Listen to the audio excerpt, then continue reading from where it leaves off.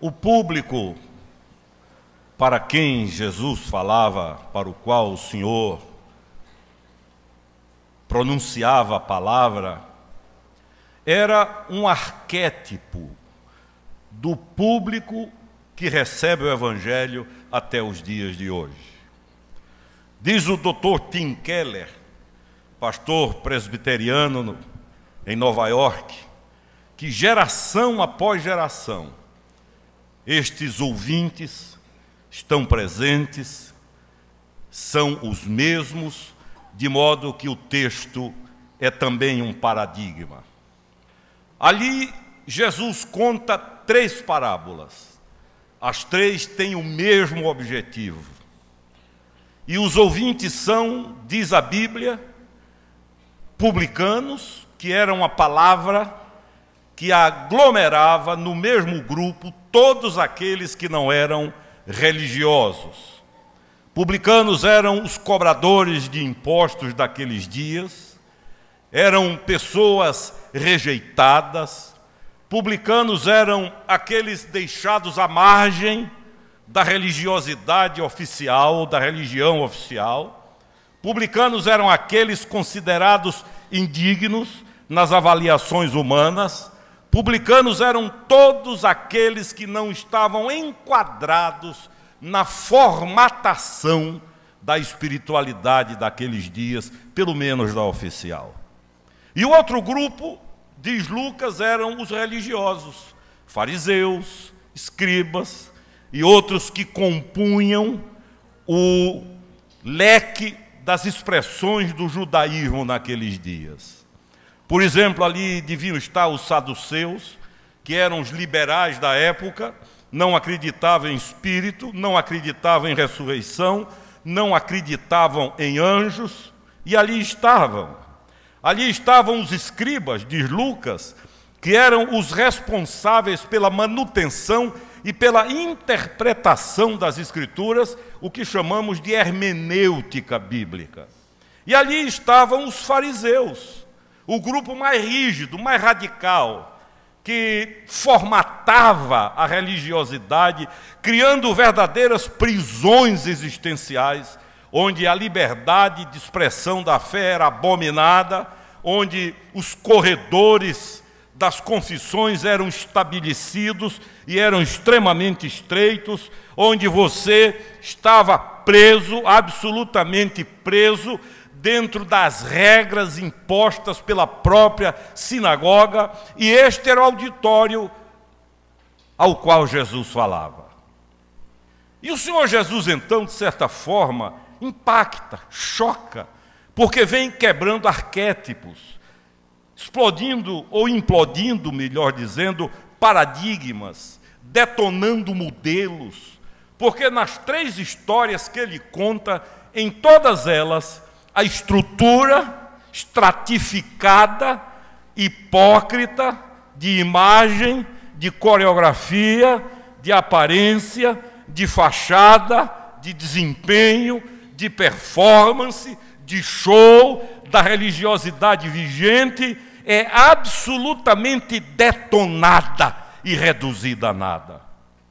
A primeira história que ele conta é de um pastor que tinha 100 ovelhas e, de repente, na contagem, percebe que falta uma e, contrariando toda a lógica da administração, que se conhece até nos dias de hoje, ele põe em risco 99% e sai em carreira desabalada à procura de 1% daquele que era o seu patrimônio.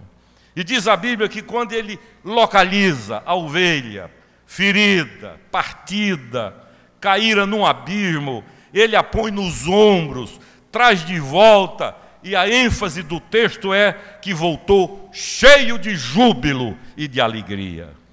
Isso contraria, até os dias de hoje, a lógica de uma religiosidade que trabalha com quantidade, quando se deixa 99 garantidos para ir em busca de um que representa todos os riscos possíveis.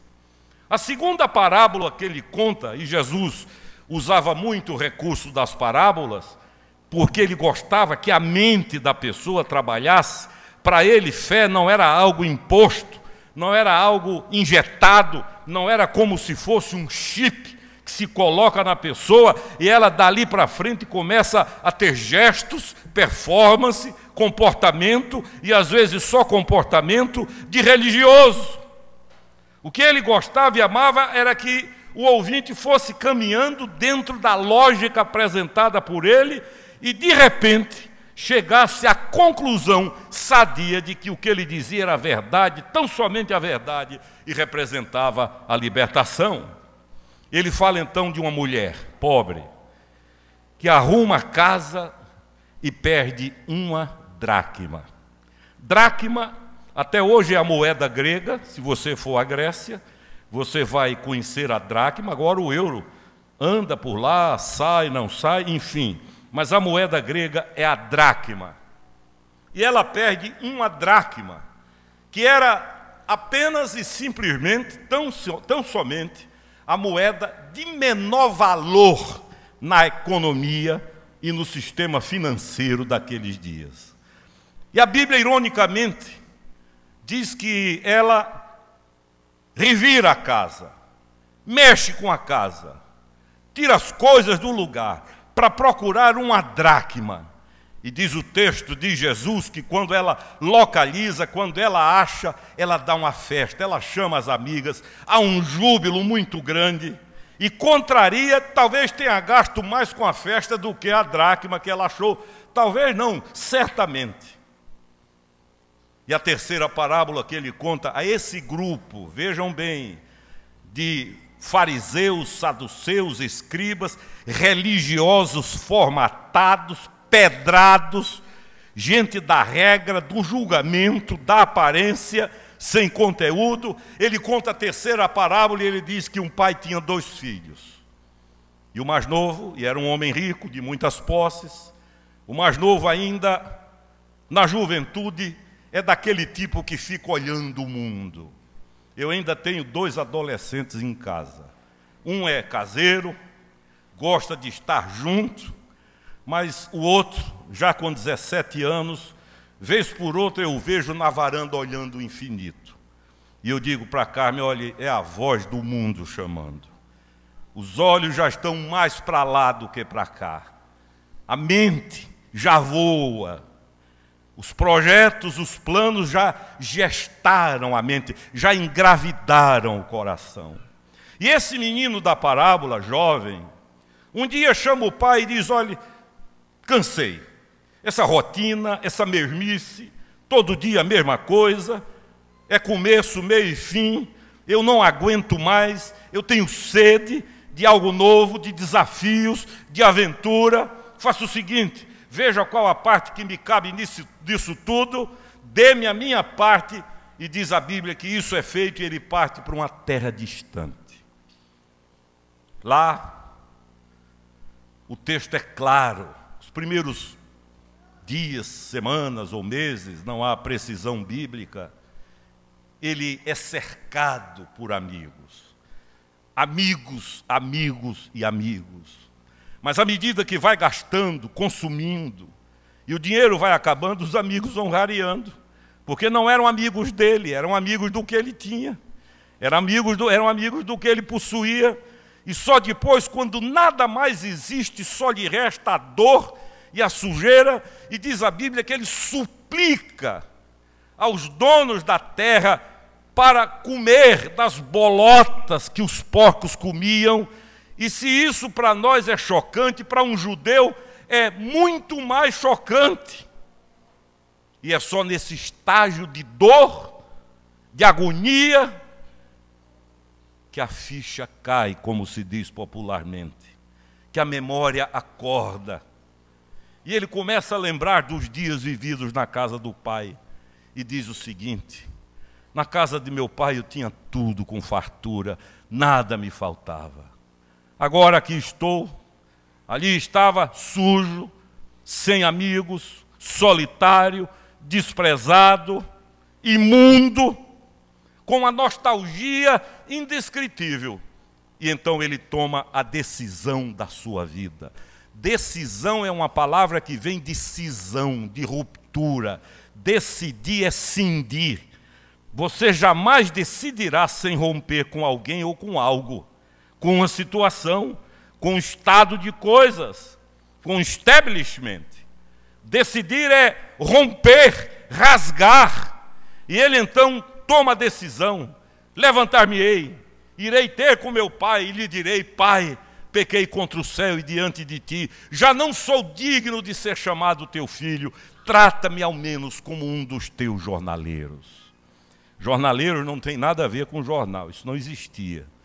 Jornaleiros eram os que ganhavam por jornada de trabalho, os que faziam contratos por jornada, o que se chama de empreitada hoje em dia.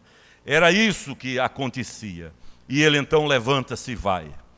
E diz a Bíblia que vinha ele ainda longe, possivelmente nem avistava a casa, mas foi avistado pelo velho pai. E essa postura paterna traduz a verdade de que ele já era esperado, porque o pai o avista quando ele ainda vem muito longe e corre ao seu encontro. E ele diz: Pai, pequei, errei, já não sou digno de ser filho, trata-me como um dos teus funcionários, como um dos teus colaboradores no trabalho. E o pai então, diz a Bíblia, o abraça, beija-o. Diz para os seus funcionários: tragam rápido um anel, a melhor roupa e sandálias, vamos vesti-lo. E eu quero nessa manhã, queridos, falar rapidamente, refletir um pouco com vocês sobre esta terra distante. A terra distante não é necessariamente um lugar físico, geográfico. Há muitos que estão aqui todos os domingos, mas estão na terra distante. A terra distante é conhecida pela sintomatologia. Ela é diagnosticada pelas manifestações do ser que acontecem em nossa vida. O que determina se estamos ou não estamos numa terra distante não é estar no domingo aqui, sentado num banco, cantando louvores, em atividades em algum ministério. O que determina se eu estou ou não numa terra distante é o compromisso do meu coração com meu Pai. Eu posso estar aqui, mas estarei numa terra distante se a partir daquela porta a dureza do meu coração me impedir de perdoar quem precisa ser perdoado. Se o perdão for condicional, se o perdão for moeda de troca, se o perdão for algo que só acha expressão na minha vida se houver justiça, e essas três parábolas detonam o conceito de justiça e mostram que quem menos merece é quem mais deve receber. Aquele que menos é observado como credor é aquele que mais deve ser alvo da graça, porque recebam o que eu vou lhes dizer, mas entendam, a graça é injusta. Do ponto de vista legal, da lógica cartesiana, de qualquer sistema jurídico do mundo, a graça é injusta. Mas adiante o Senhor conta outra história de um fazendeiro que contratou trabalhadores. Aí uma turma chegou às 6 da manhã e ele disse: eu pago, por exemplo, R$100 pelo dia de trabalho. Ótimo. Ao meio-dia chega outro grupo e ele contrata. Às 5 da tarde chega outro grupo e trabalha só 1 hora. E ele reúne todos para o pagamento. E ele chama aquele grupo que trabalhou só 1 hora e paga R$100. Chama os outros que trabalharam 6 horas e paga a mesma coisa. Chama os que trabalharam 12 horas e paga a mesma coisa. E como diz um amigo meu, quando isso é percebido, o presidente do sindicato levanta a voz e diz: é injusto. E de fato é. Está errado. Como é que esses que trabalharam 1 hora recebem a mesma coisa dos que trabalharam 12? E o Senhor diz: é meu? Vocês estão com ciúme do que é meu? O que é meu, eu faço o que me apraz. A graça é injusta. E a mente do religioso, que é dividida em caixinhas, e quando eu falo em religiosidade inútil, eu falo de regrinhas, de princípios humanos, e não dessa liberdade que o Evangelho dá, para que de forma sadia eu e você sejamos o que somos e sejamos aquilo para o que Deus nos criou. Terra distante é quando, junto com louvor, eu guardo ódio no coração. Terra distante é quando eu estou cantando e alguém entra e eu penso, vou sair. Terra distante é quando eu começo a ganhar de forma desonesta, mesmo que eu conheça todos os credos. Terra distante é quando talvez não cometa o ato de um homicídio, mas no coração eu tenha habitando com certa frequência a engenharia da destruição do outro, a arquitetura da demolição alheia. Quando eu começo a olhar para alguém desejando mal, eu estou, mesmo que eu esquente diariamente os bancos de uma igreja, eu estou na terra distante. Há muitos cantando, mas vivendo em terra distante. Graças a Deus nós não conhecemos, não podemos identificar, mas o Senhor conhece todos. Eu quero dizer a você nessa manhã, que uma das grandes alegrias de Deus é ver gente retornando da terra distante.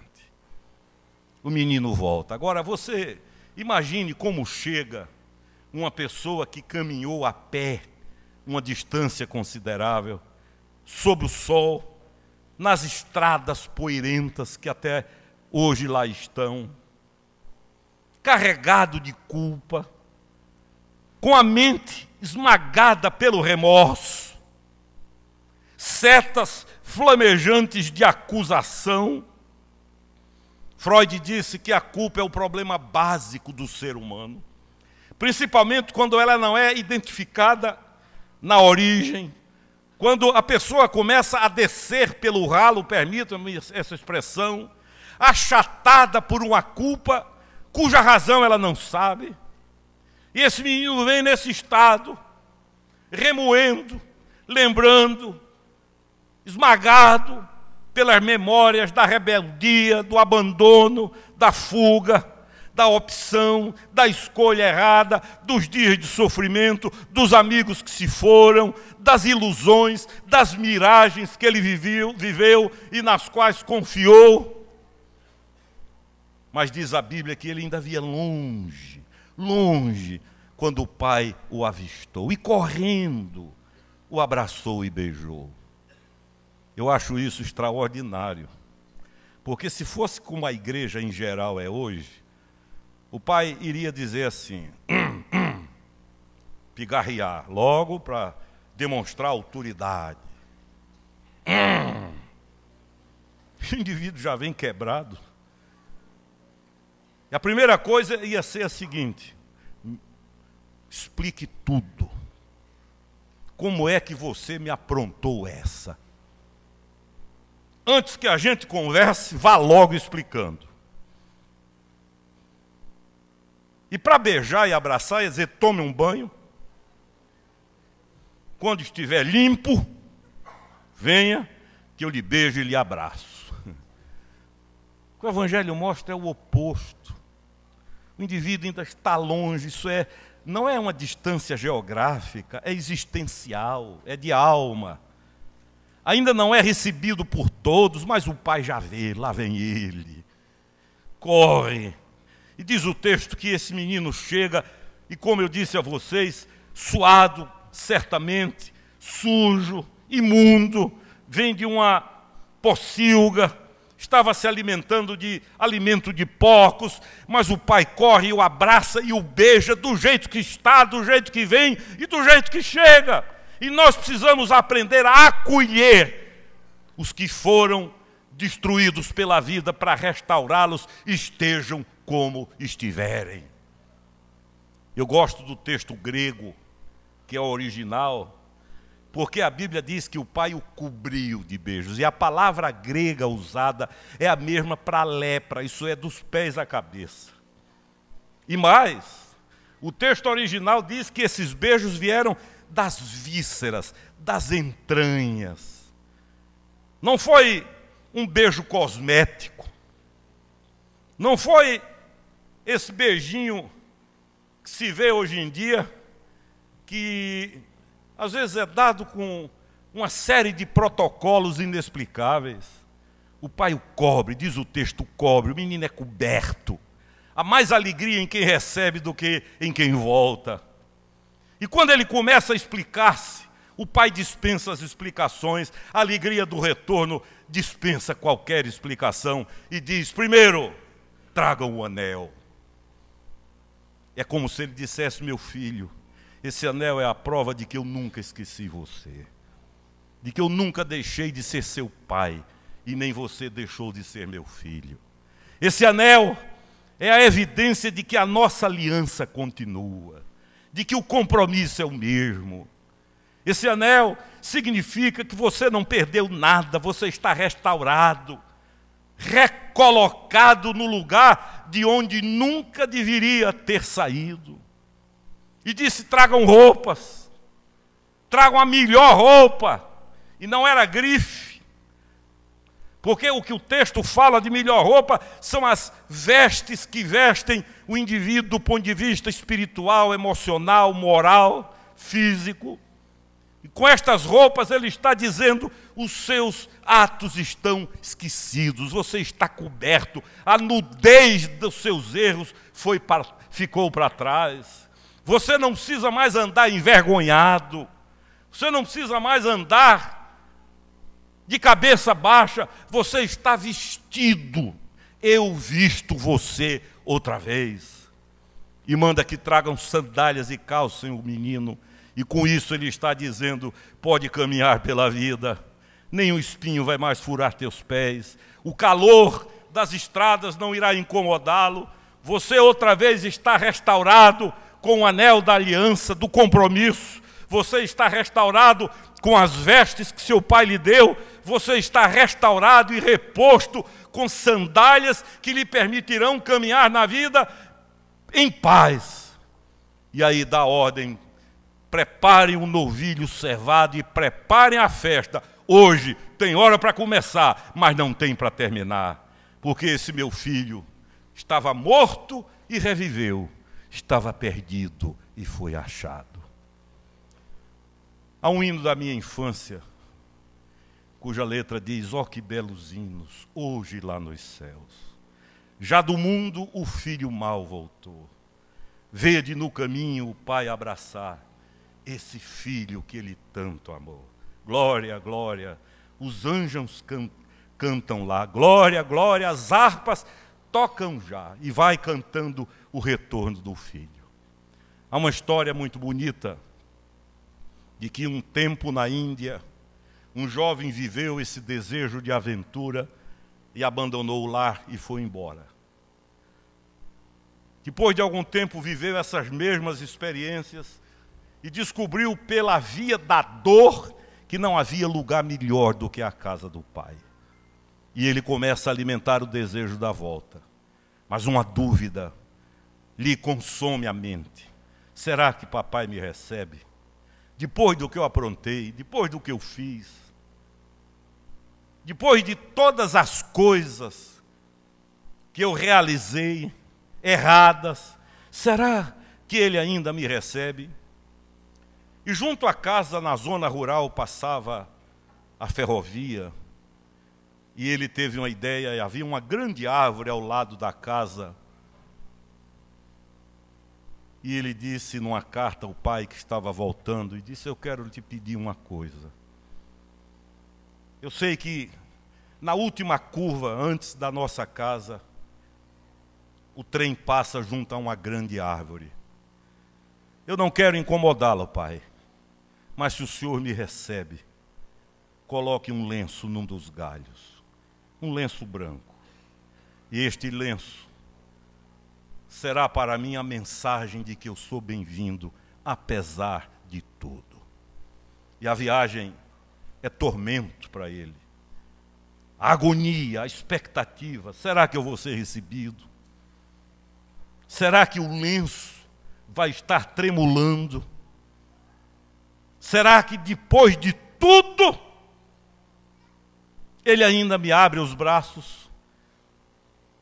E já tornando-se a espera insuportável, finalmente o trem vira a última curva e ele olha para a árvore e toma um choque.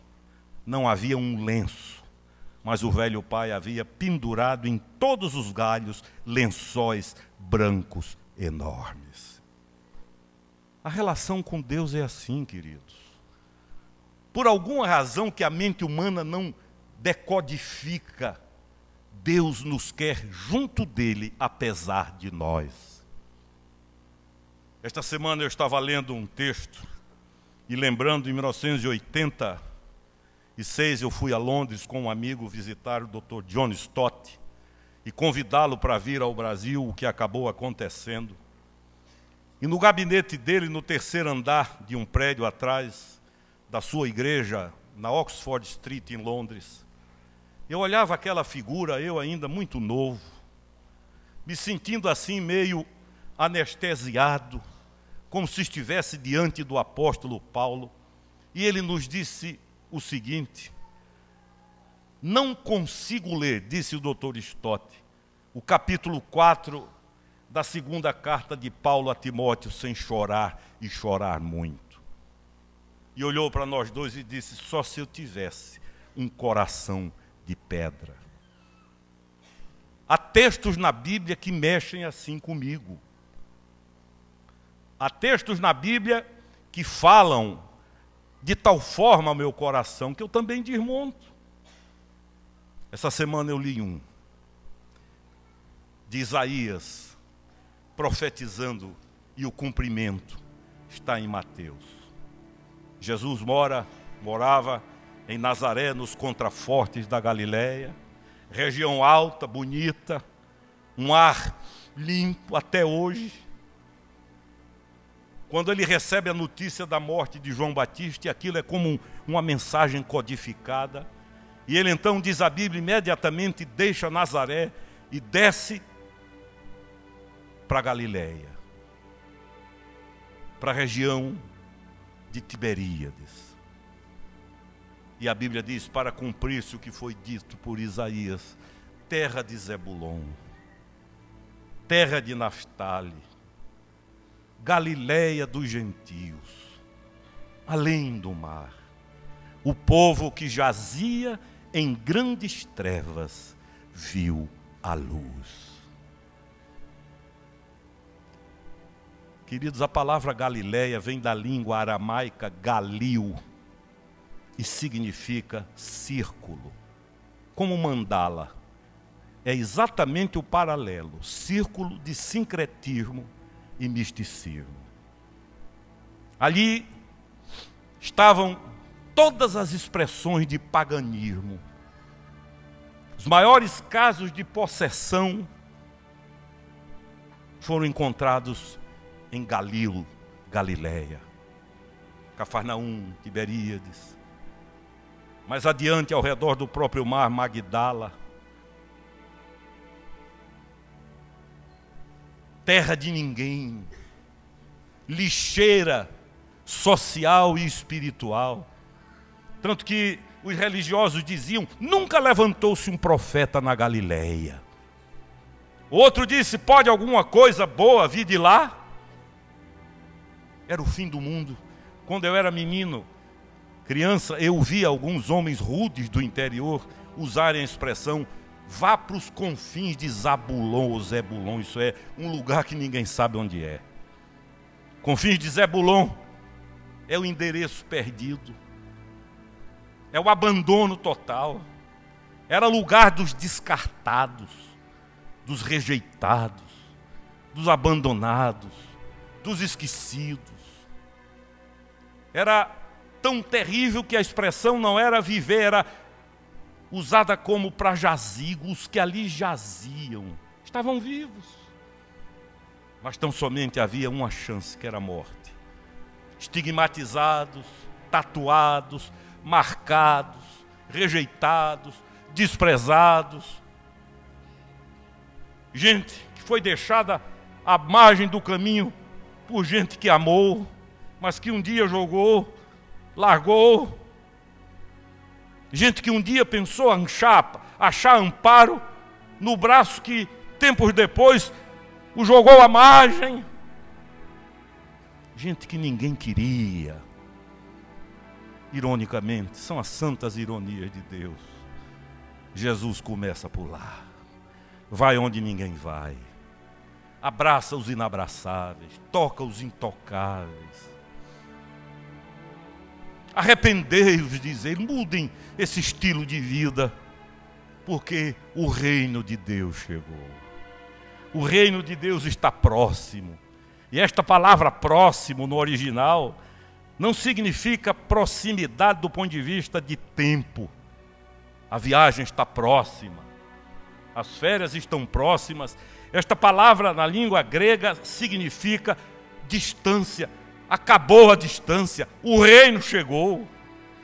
E o reino chegou porque o rei chegou. Quando o rei pisou a terra, o reino chegou.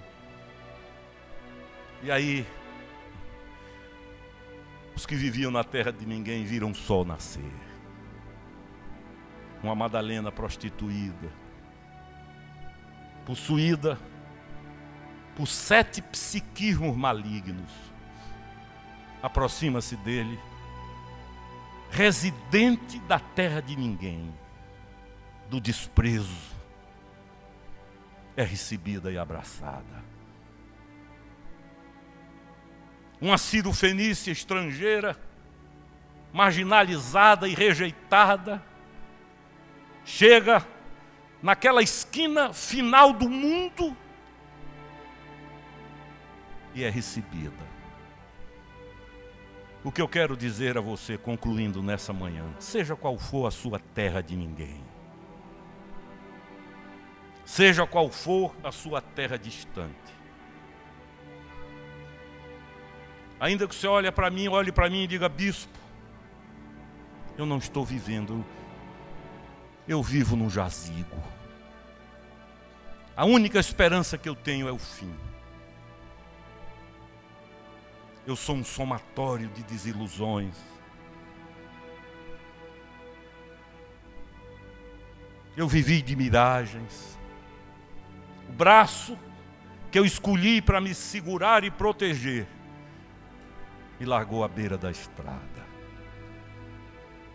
Hoje o meu endereço é Confins de Zebulon. Olha aqui, querido. Se eu não crescesse nisso, eu não pregava. É por aí que Deus começa. Onde o religioso não chega, onde o sacerdote não vai. Na região da sombra da morte, a luz explode. E ele começa ali o seu ministério, onde ninguém ia, por onde ninguém jamais começaria. Ele começa. E o texto de Mateus é claro: e o povo que jazia em trevas viu grande luz. Acabou a cegueira, o horizonte abriu, a esperança nasceu, as certezas brotaram. Seja qual for a sua terra distante, há um pai que espera você de braços abertos. Não vai pedir nenhuma explicação. Você lembra de Pedro? Depois que aprontou o que aprontou, tem um encontro com o Senhor à beira-mar numa madrugada. Quando eu vou a Israel, um dos lugares que eu mais gosto é aquela praia. E Jesus não pede explicação, não pergunta por onde andou, não pede relatórios, só quer saber de uma coisa: tu me amas? Porque se há amor, tem jeito. Se há amor, a morte não prevalece. E a Bíblia diz que o Deus que cremos é amor. Você não foi feito nem feita para viver nos confins de Zebulon. Você não foi gerado nem gerada para viver na terra de ninguém, no esquecimento, para ser mais uma no meio da multidão. A cidade tem milhões de habitantes, mas há milhares e milhares de solitários caminhando no meio da multidão. Enquanto estamos aqui, há dramas de alma acontecendo, gente elaborando a própria morte. a engenharia do suicídio, a arquitetura, outros mergulhados em depressão profunda, buscando causas que não veem. Queridos, a luz chegou. Daquele dia em diante, a Galileia desprezada, esquecida, descartada, marginalizada, por 3 anos tornou-se o centro das atividades de Deus no planeta Terra. Olha aqui para mim.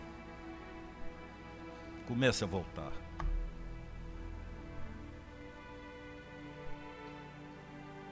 A luz para você. Quem lhe viu chorando, vai ver você sorrindo. Quem planejou o funeral da sua alma, vai celebrar a festa da sua vitória. Quem costurou a sua mortalha existencial, vai ver você vestido com vestes de glória, dançando na vida, porque a luz chegou. Faça isso. E diga para você, terra distante, bye bye. Confins de Zebulon, até nunca mais. O meu amor chegou, Jesus de Nazaré, que Ele te abençoe. Amém.